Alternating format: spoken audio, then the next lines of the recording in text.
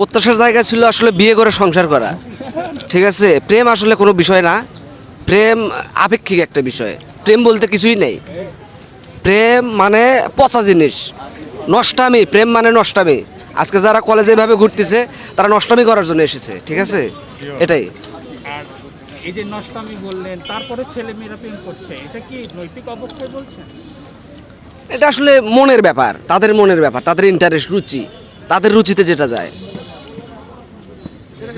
হ্যাঁ, আচ্ছা। আর